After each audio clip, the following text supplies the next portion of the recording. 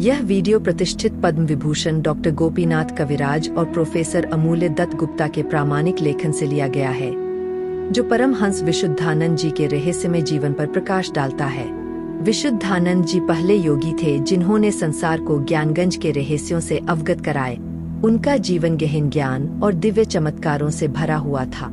इस कहानी में हम पुरी की यात्रा करेंगे, जहां परमहंस विशुद्धानंद जी ने एक अद्वितीय दिव्य चमत्कार किया, एक ऐसा क्षण जिसने वहां उपस्थित सभी को उनके आध्यात्मिक शक्तियों के प्रति आश्चर्यचकित कर दिया। एक दिन पुरी के प्रसिद्ध पंडित सदाशिव मिश्रा, जो वहां के अत्यधिक सम्मानित व्यक्तित्व थे, बाबा से मिलने के लिए आश्रम पहुंचे। गहरे सम्मान के साथ झुकने के बाद मिश्रा ने एक गूढ़ प्रश्न पूछा। भगवान कृष्ण ने अर्जुन को भगवद गीता में वर्णित विश्वरूप दिखाया। मिश्रा ने अपनी जिज्ञासा से भरी आवाज में कहा, इतनी अद्भुत और विशाल ब्रह्मांडीय दृष्टि इस सीमित शारीरिक शरीर के भीतर कैसे संभव हो सकती है? बाबा एक शांत और सौम्य मुस्कान के साथ मिश्रा के प्रश्न का उत्तर देते हुए एक व्यापक दृष्टिकोण प्रस्तुत करने का प्रयास कर रहे थे। क्या आप उस भौतिक शरीर की बात कर रहे हैं जो केवल 3 और आधे हाथ लंबा है? बाबा ने पूछा। फिर उन्होंने श्रीमद् भागवत की एक प्रसिद्ध कथा की ओर इशारा किया। क्या आपने नहीं सुना या पढ़ा कि भगवान कृष्ण ने अपनी विस्तारित मुंह में अपने माता यशोदा को समस्त ब्रह्मांड दिखाया? बाबा ने आगे कहा, छोटे मानव शरीर और ब्रह्मांड की विशालता के बीच के विपरीतता की ओर ध्यान आकर्षित करते हुए शरीर की तुलना में मुंह वास्तव में कितना स्थान घेरता है? उन्होंने पूछा, जिससे मिश्रा इस विरोधाभास पर विचार करने लगे। मिश्रा यद्यपि गहन विचार में थे, फिर भी बाबा के शब्दों के गहरे अर्थ को पूरी तरह से समझने में संघर्ष कर रहे थे। उन्होंने शिक्षाओं को स्वीकार किया, लेकिन कहा, हाँ, लेकिन वह घटना मेरी समझ से परे है। उनका मन इस अवधारणा से जूझ रहा था, शारीरिक सीमाओं और बाबा द्वारा वर्णित आध्यात्मिक संभावनाओं को एकत्रित करने का प्रयास कर रहा था। अपनी गहरी भक्ति के बावजूद यह प्रश्न उनके लिए इल्यूसिव बना रहा और उन्होंने बाबा से और स्पष्टता की उम्मीद की। बाबा मिश्रा की उलझन को भांपते हुए इस बिंदु को स्पष्ट करने के लिए धीरे से एक उपमा प्रस्तुत की। क्या आपने कभी एक पानी की बूंद पर विचार किया है? उन्होंने पूछा, उनकी आवाज में जिज्ञासा को आमंत्रित करते हुए। क्या आपने सुना है कि एक ही पानी की बूंद एक पूरे महासागर को प्रतिबिंबित कर सकती है?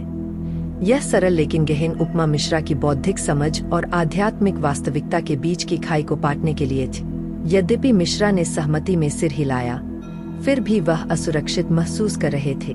मैंने इसके बारे में सुना है, मिश्रा ने उत्तर दिया, लेकिन मैं नहीं समझ पा रहा कि यह कैसे संभव है।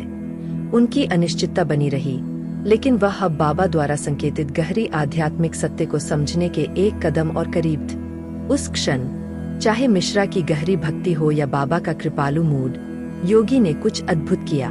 बाबा ने धीरे धीरे अपना मुंह खोला और मिश्रा की ओर देखा। उनकी आवाज शांत लेकिन अधिकारपूर्ण थी। अंदर देखो, मुझे बताओ तुम क्या देखते हो? मिश्रा झुककर बाबा के मुंह में झांकने लगे, लेकिन कुछ समय बाद उन्होंने स्वीकार किया, मैं कुछ नहीं देखता। बाबा अविचलित ने फिर से कहा, ध्यान से देखो। हालांकि मिश्रा ने फिर वही उत्तर दिया।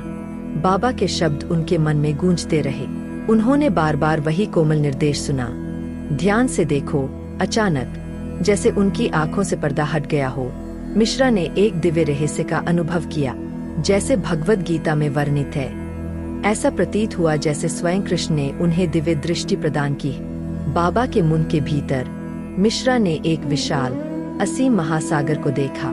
लहरें रेस्टलेस थीं, उनकी शक्ति असंदिग्ध थी।